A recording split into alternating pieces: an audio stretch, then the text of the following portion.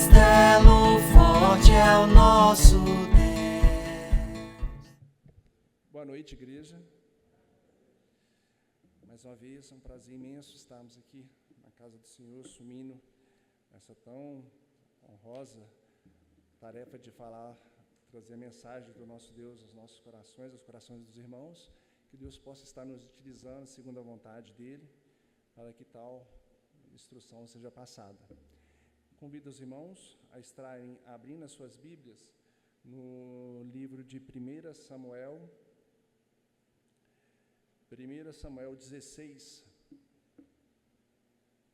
apenas o primeiro versículo.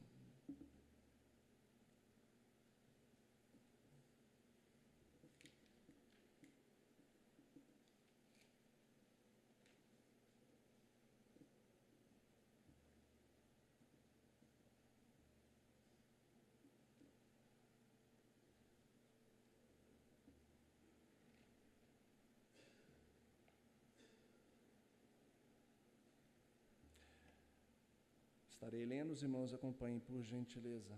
1 Samuel 16.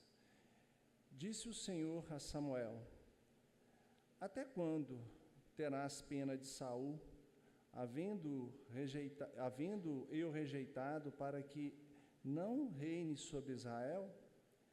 Enche um chifre de azeite e vem. Enviar-te-ei a Jessé, o belemita, porque dentre os seus filhos me provide um rei. Senhor Deus, Pai misericordioso, agradeço ao Senhor por essa oportunidade que o Senhor nos dá de estarmos aqui na Tua casa, junto uma vez mais com os nossos irmãos. Peço ao Senhor que o Senhor possa estar utilizando-me, mesmo ante as minhas fraquezas, os meus pecados, as minhas falhas, que eu possa ser um instrumento nesse momento para estar trazendo a Tua mensagem aos corações dos nossos irmãos e aqueles que nos ouvem pelas mídias sociais. Que eu venha me diminuir, que eu venha ficar mais presente na Tua palavra e que o Senhor possa crescer, Senhor meu Deus. Utilize-me, Senhor meu, segundo a Tua vontade, segundo o Teu querer. Amém. Irmãos, hoje, a passagem que iremos estar trazendo aos corações dos irmãos, conforme as leituras que foram passadas, tem um trato especial, que fala sobre o poder e tudo aquilo que vem no decorrer desse poder. Todas as conquistas, todas as coisas boas, todas as coisas ruins, que advém sobre o poder. Como nós devemos agir, como nós não devemos agir, seja na igreja, seja em casa, seja no trabalho, na escola, onde estivermos, essa referência, essa história, essa passagem da Bíblia que iremos trazer aos corações dos irmãos, vão nos trazer isso, esse exemplo de como ser um verdadeiro cristão. Cada das passagens que serão trazidas à memória dos irmãos, não é nada novo, os irmãos já devem conhecer de cor e salteado. Elas nos trazem como devemos nos portar ante as adversidades que advêm do poder. O primeiro delas, conforme foi lido lá em 1 Samuel 24, fala de um rei. Um rei que era um dos mais belos jovens de Israel. Não havia outro tão belo quanto ele nesse reino. Ele foi designado por Deus para governar Israel logo após a arguição do povo, a inveja do povo de Deus, de que eles eram governados pelos seus sacerdotes, mas eles clamaram a Deus, tendo inveja das nações vizinhas que tinham um rei que os guiava perante as guerras. O povo de Israel também, por uma inveja, por uma ambição terrena, clamou a Deus, através de Samuel, para que tivesse um rei humano, que os liderasse em frente às batalhas. Então, Deus apesar de ter instruído Samuel a falar a esse povo, ao povo de Israel, tudo que adivinha sobre o que aconteceria com esse pedido deles. O povo seria escravizado, o povo seria, os seus bens seriam requisitados, as suas filhas seriam levadas como servas, e dentre outras coisas. Mesmo assim, o povo se manteve incrédulo e continuou pedindo a Deus que tivesse um rei. Então Deus instruiu Samuel a ungir Saul, um belo jovem, a estar reinando sobre Israel. Entra ano, sai ano, Saul, através de Deus, por vontade de Deus, constitui vitórias. Vitórias aqui, vitórias ali. Saul começa a ter gosto pelo poder, Saul começa a ter prazer em reinar, e aí começa o problema. O poder começa a subir a cabeça de Saul, e ele começa a desafiar a Deus, fazendo aquilo que não era próprio dele, levantando holocaustos, enquanto deveriam ser os sacerdotes,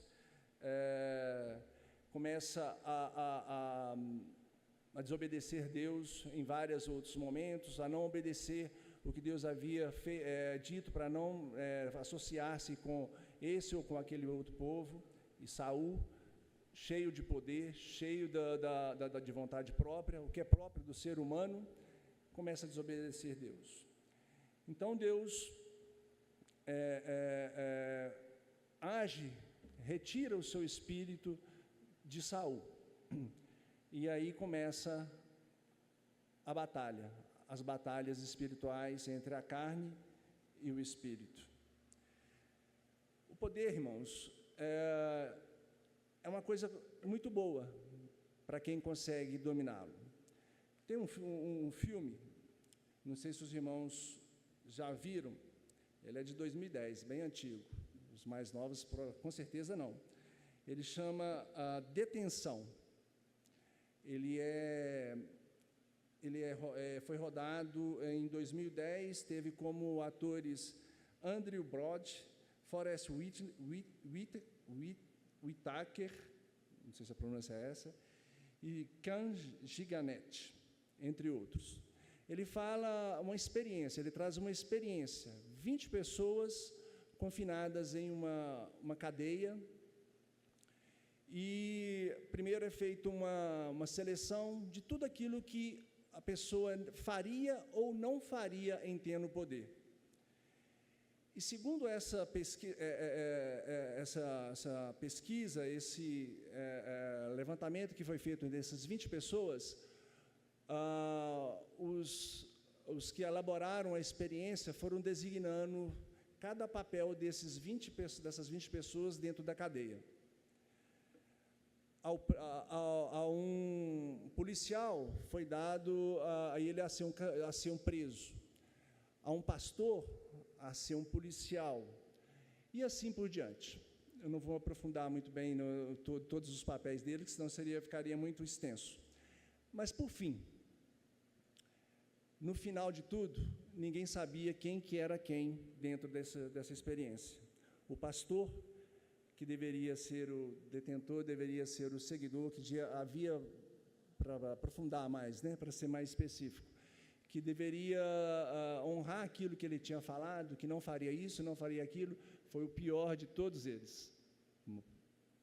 para a nossa surpresa, infelizmente.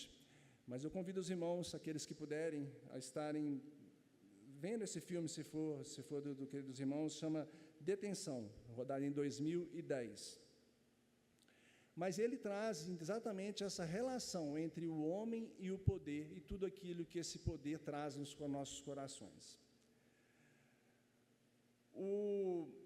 Infelizmente, isso também acontece nas nossas vidas diárias, seja na igreja, seja nos nossos trabalhos, seja na escola. Onde existe o poder, existe também aqueles que são dependendo da forma como esse poder ele é administrado, aqueles que são perseguidos, aqueles que são humilhados, aqueles que são beneficiados e tudo mais. E, infelizmente, para muitos, inclusive para muitos cristãos, os irmãos devem conhecer, ou talvez possam até sentir na pele em algum momento das suas vidas, a perseguição que existe de alguns líderes autoritários, ou de alguém para com os irmãos, e isso traz muito choro, muita amargura, muita tristeza, muita desilusão. Muitas pessoas saem das igrejas, muitas pessoas saem de casas, muitas pessoas abandonam os seus afazeres, aquilo que propuseram a fazer, por causa dessa perseguição, por causa dessa forma inequívoca de exercer o poder. Saul não era ungido de Deus para governar o povo de Israel. O Espírito de Deus não estava com ele. Isso nem sempre é visível aos olhos do povo. Muitas vezes nós vemos só a casca, né, das pessoas, não vemos o coração. Isso, quem enxerga o coração é somente Deus. O homem não conhece o coração do outro. Então, Saul, tendo essas vitórias, aumentando cada dia mais o seu poder, aumentando a sua visibilidade, ele se achava no direito de desobedecer a Deus. Achava no direito de tomar decisões por conta própria, e não seguindo as ordenanças. E Deus, então, instruiu Samuel a ir à casa de Jessé, como já foi lido aqui em Samuel, 1 Samuel 16, e ungir Davi, um dos 8 filhos de Jessé, como sendo o ungido de Deus para governar Israel. Quem era Davi? Davi era um desses 8 filhos de Jessé, como os irmãos conhecem bem a história dele. Era um dos 8 filhos de Jessé, o mais moço deles, talvez o menos preparado para liderar alguém, porque ele era o mais moço, então ele não tinha ninguém mais novo para governar, então para exercer o seu governo, a sua autoridade. E ele era designado às tarefas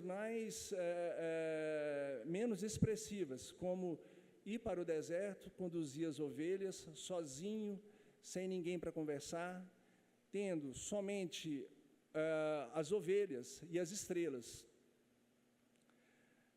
Ele ia para o deserto com uma harpa e uma funda. E nesse período, o que ele mais fazia era treinar utilizando a sua funda, jogando pedras, né, nas árvores, treinando cada vez mais, ficando um exímio lançador. Daí ele conseguiu vencer o Golias. Os irmãos conhecem bem a história. E uma outra coisa que Davi fazia muito bem era chorar, orar e cantar. Enquanto ele não estava orando, chorando, ele estava orando a Deus, criando uma intimidade com Deus, criando um vínculo com Deus, onde Deus o conhecia e ele conhecia a Deus. Passa um tempo, entra tempo, volta tempo, e Davi continuava. Quando não estava orando, chorando e louvando, ele estava louvando, chorando e orando. Só tendo as estrelas como cenário, as ovelhas para cuidar e Deus para escutar. Deus, para testar Davi, coloca diante dele um inimigo real, um urso.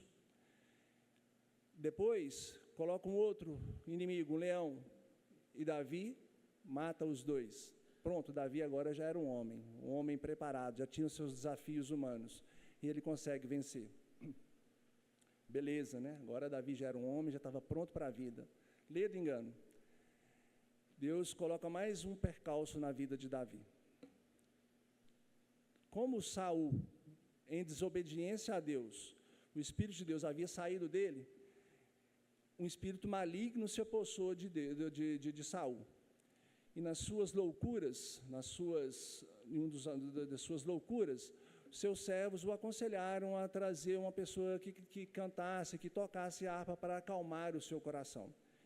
E numa dessas vezes ele foi indicado a ele Davi, da casa de Jessé, e Davi foi convocado a estar na presença de Saul para tocar para ele. E aí começa a peregrinação de Davi junto a Saul. Agora Davi não estava mais sozinho, agora Davi não estava mais junto às montanhas sozinhos, agora ele tinha visibilidade. Agora Davi tinha pessoas para ouvi-lo, pessoas para enxergá-lo. Davi começa a se destacar aqui, a se destacar ali, e Saul, em sua loucura, pois já o Espírito de Deus não estava com ele, começa a sentir-se com inveja, com um sentimento ruim para com Davi, achando que ele estava desejando o seu trono. Deus, meus irmãos, Ele quebranta os seus ungidos, os seus servos, os seus escolhidos. E Davi estava sendo preparado exatamente para esse momento. Nesse momento, Saul começa a lançar lanças contra Davi. Uma vez aqui, uma vez ali, lanças são lançadas, tramóias para tirar a vida são elaboradas, uma vez aqui, outra vez ali, outra vez ali, outra vez, e Deus livrando Davi, e Davi firme na sua investida, no seu aprendizado. Para muitos de nós, nesse mundo tenebroso em que vivemos, para muitos isso seria muito fácil de resolver, não é? Se estão me perseguindo, eu também vou revidar à altura. Afinal de contas, olho por olho, dente por dente. Mas Davi, como já foi dito, sem querer ser repetitivo, ele era ungido do Senhor. Ele estava sendo preparado para governar uma nação. Davi, ante o seu treinamento, faz o que para muitos é loucura, faz o que para muitos é um sinônimo de fraqueza. Ele se retira novamente de cenário e vai para aquele cenário onde ele conhecia bem as montanhas, as cavernas, as estrelas, a solidão, e ele volta ao que ele sabia fazer de melhor: cantar, orar, chorar, ou chorar, cantar e orar, novamente tendo Deus como seu ouvinte. Com o passar do tempo, pessoas foram se juntando a Davi. Aconselhamentos aqui, aconselhamentos ali. Davi, faça alguma coisa, reaja. Davi, você é um fraco, por que você não reage? É próprio, né, dos nossos dias a dias. Infelizmente, nas horas que deveríamos ter palavras de consolo, de ânimo, são aquelas horas em que aparece aquele grilinho falando no ouvido: faz isso, faz aquilo. Mas, sem querer ser repetitivo novamente, Davi era ungido do Senhor. Davi se cala, volta a orar, chorar e orar a Deus. Faz-se uma oportunidade para encerrar a situação. Davi tem a oportunidade de matar Saul. O que ele faz? Nada. Essa oportunidade se refaz. E Davi tem novamente mais uma oportunidade. E nada. Todo mundo faz assim, gente. Todo mundo reage assim. Mas Davi não. Davi era ungido de Deus. A resposta era sempre a mesma. Quem haverá que estenda a mão contra o ungido do Senhor e fique inocente. 1 Samuel 26, 9. O Senhor me guarde de que eu estenda a mão contra o seu ungido. 1 Samuel 26:11. As respostas eram sempre a mesma. Daú não reage às loucuras, às investidas do rei louco. O rei louco, que estava sedento de poder, que se sentia ameaçado pela presença de Davi, o perseguia, mas Davi não reagia. Davi continuava fiel à palavra de Deus, aos seus ensinamentos. Parece muito loucura, né? Parece muita fraqueza.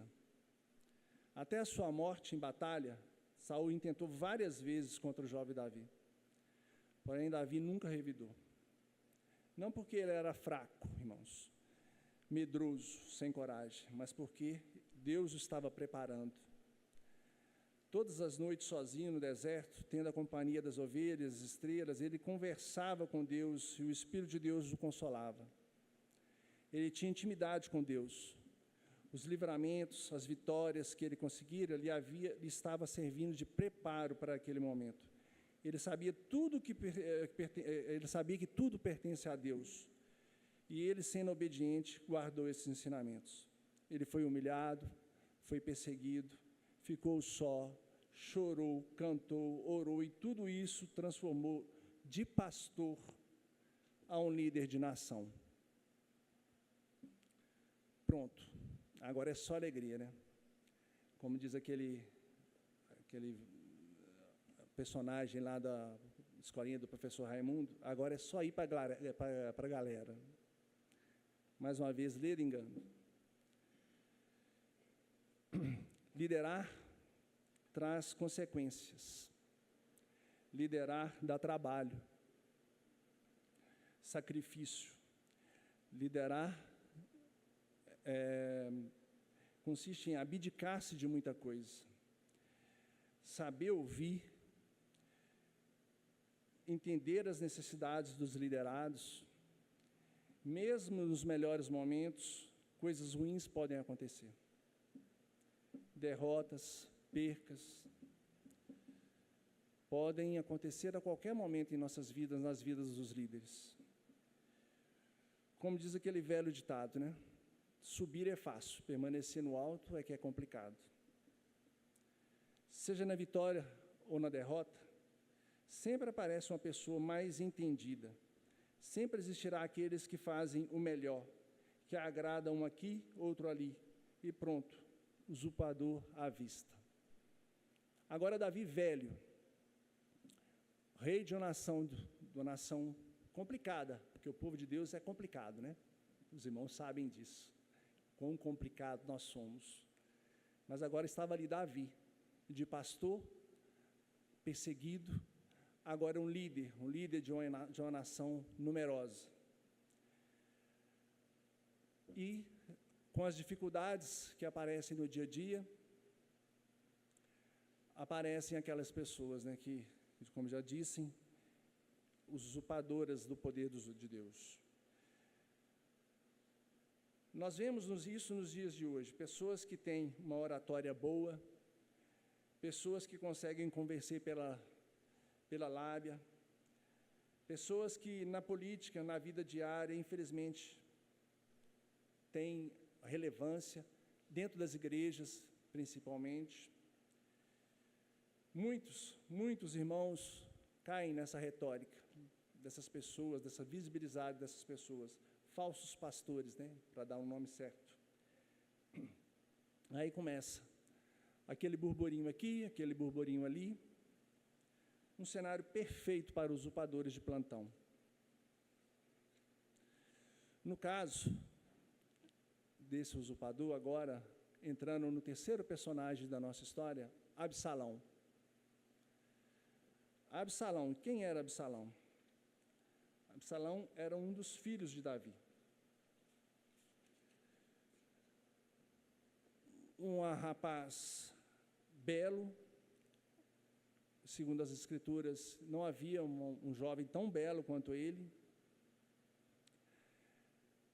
inteligente, de boa aparência, que usava da sua inteligência para convencer, para iludir as pessoas do lado, ambicioso a tal ponto que arquitetou um plano perfeito para retirar o trono do seu próprio pai. Claro que aí, sem querer entrar no mérito da questão, houve erro de Davi na condução da educação dos seus filhos, como os irmãos bem sabem de todas as mazelas que aconteceram naquele lar. Mas para Absalão isso foi o ápice. Agora Davi era o perseguido, novamente. O ungido do Senhor totalmente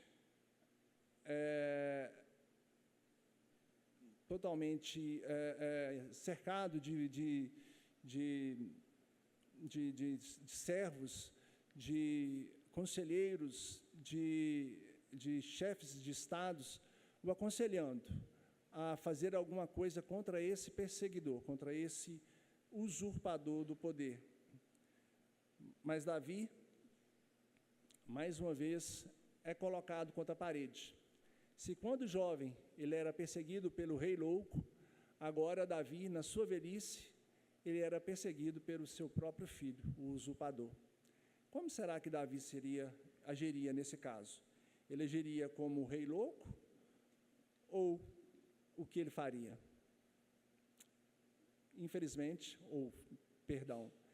Felizmente para Davi, para nós, como exemplo para nós, Davi faz o que ele sabia de melhor.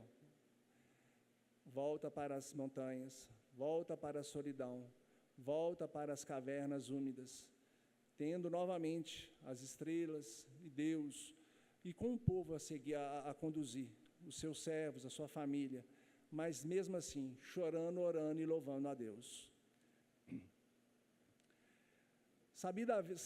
Davi sabia que todo o poder advém de Deus. Davi sabia que Deus dá, Deus tira. Então, como ele saberia que o seu momento de governar o povo de Deus não havia passado? Como ele saberia se Absalão não seria o novo ungido de Deus? Então, para ele era muito claro, muito certo, sair de cena e deixar que Deus o conduzisse à história. Assim, restava a Davi voltar às origens. Todas as suas características não era loucura. Todas seu aprendizado o trazia novamente àquele cenário. E deixar que Deus falasse por ele, Deus pelejasse por ele. Ele tinha consciência que, da mesma forma como Deus o livrou das mãos de Saul, Deus o haveria de livrar também das mãos de Absalão. Ou não. Mas ele não iria sujar as suas mãos matando esse ungido de Deus. Ele não buscava vingança contra Absalão, mas aceitava a sua realidade, sua situação, confiando em Deus para guiá-lo. Essa atitude de Davi é um exemplo claro para nós cristãos, para nós servos do Senhor. Como lidar com a traição e a dor de maneira digna? Davi se lembra que, apesar de seus desafios, sua confiança em Deus permanece inabalável. E é assim que nós devemos agir. Eu sei que, como já foi dito no início, muitos dos irmãos ou passam ou conhecem histórias de irmãos que passam por essas perseguições, por esses desafios de lidar com autoritarismo, com líderes autoritários que perseguem, que caçam, com os irmãos que fazem maus aos outros. Então, nós provavelmente conhecemos ou passamos por essas situações. Muitos irmãos saem das igrejas, muitos irmãos saem dos lares, como já foi dito. Talvez daí, se a gente for ouvir aqueles desigrejados, muitas histórias estão descritas como estas. E essa história de Davi, de poder, de como lidar com o poder, é um exemplo claro de como nós devemos, como o verdadeiro cristão deve lidar. Como nós, cristãos, devemos permanecer diante dos desafios da vida. Absalão morreu, mas não pelas mãos de Davi. Absalão teve o seu fim, mas não conforme a vontade daqueles que serviam Davi, que ele revidasse. Assim como na história de Saul, muitos o aconselhavam: revida Davi, faz algo, você é o rei, você é ungido do Senhor. Mas ele se manteve fiel, novamente. Se com Saul ele não reagiu, com Absalão da mesma forma ele não reagiu. Ele se manteve firme nos seus ensinamentos e deixou que Deus agisse de acordo com a vontade dele. Toda essa história de Davi, irmãos, nos trazem um ensinamento próprio: quebrantamento. Quebrantar-se, deixar Deus fazer a sua vontade sobre as nossas vidas, deixar Deus agir sobre as nossas vidas. O engraçado é que essa história de Davi provavelmente aconteceu 750 a 800 anos antes da vinda de Jesus Cristo. E Jesus Cristo, no Sermão do Monte, aquele Sermão do Monte que nós passamos meses e meses estudando com o pastor Wendel, nos traz exatamente esse quebrantamento. Bem-aventurados os humildes de espírito, bem-aventurados os que choram, bem-aventurados os mansos de coração, bem-aventurados os que têm fome e sede de justiça, bem-aventurados os misericordiosos, bem-aventurados os limpos de coração, bem-aventurados os pacificadores, bem-aventurados os perseguidos por causa da justiça de Deus. Alguma semelhança com essa história de Davi? Toda semelhança, irmãos. Todas as bem-aventuranças descritas nessa história de Davi. Davi contra Saul, Davi contra Absalão. Davi colocou em prática todas essas bem-aventuranças porque ele é um servo do Senhor, ele é ungido do Senhor, ele é separado pelo Senhor. Deus apresentou no coração de Davi tudo aquilo que um servo do Senhor deve ter, deve praticar nas suas vidas. Jesus Cristo, no Sermão do Monte, nos trouxe esses ensinamentos. Esses ensinamentos estão desde Gênesis a Apocalipse. É só nós buscarmos os outros personagens da Bíblia: Abraão, Moisés, Daniel, José, todos têm as mesmas características. Não é nada novo, não é nada que se iniciou hoje através dessa mensagem. Não, elas estão nas Escrituras. Nós devemos procurar achá-las e praticá-las nas nossas vidas, porque as perseguições vêm, nós vivemos dias maus, seja em todos os locais que nós estamos, sempre existirá ou um rei louco ou um usurpador, sempre existirá. E como nós devemos lidar com isso? Como nós devemos nos posicionar sobre essas dificuldades? Davi nos mostra, as bem-aventuranças nos mostram. Resta-nos colocá-las em práticas, se somos servos do Senhor, se temos Deus como nosso mantenedor. Isso é o que o servo do Senhor tem que fazer. Apesar de todas tudo que o mundo tem nos propiciado, tudo que o mundo tem nos trazido, essas são as nossas verdades. Essa é a nossa base. Esse é o nosso mandamento. Esse é o nosso estatuto. Seguir a vontade de Deus. Quebrantamento. Quebrantamento. Romanos 13 fala da relação de líderes e liderados. Pasmem, muitas pessoas distorcem essa passagem. Quantas outras passagens tem na Bíblia que falam exatamente sobre essa questão de posicionamento de um servo de Deus? Quantas são as passagens? E isso cabe a nós, irmãos. Cabe a mim, cabe a vocês, colocar isso em prática nas suas vidas. Entender qual que é o chamado, qual que é o nosso propósito nesse mundo. Entender que Deus dá, Deus tira. Como saber se a pessoa que está nos perseguindo, se a pessoa que está nos cercando, não é um ungido de Deus? Você vai ter coragem de de se levantar contra o ungido de Deus? Coloque isso no seu coração, meus irmãos. Eu gostaria de fazer um exercício com os irmãos. Gostaria de pedir aos irmãos, nesse momento, que fechassem seus olhos e colocassem, e pensassem se existe, se você conhece, se tem na sua vida aquela pessoa que te tira do sério. Fechem seus olhos, pensem. Qual é aquela pessoa que tira do sério, que te persegue, seja em casa, seja no trabalho, seja na escola, seja no seu ir para o trabalho, onde você estiver, existe alguma pessoa que está te perseguindo, que está te tirando do sério, te fazendo pecar, tendo maus pensamentos? Pense, meditem, quem é essa pessoa? Quem é essa pessoa, meus irmãos? Existe ela nas suas vidas?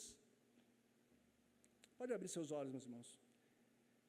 Essa pessoa pode ser um ungido de Deus, que Deus colocou na sua vida para te moldar, para que você não venha a ser um rei louco na vida dela,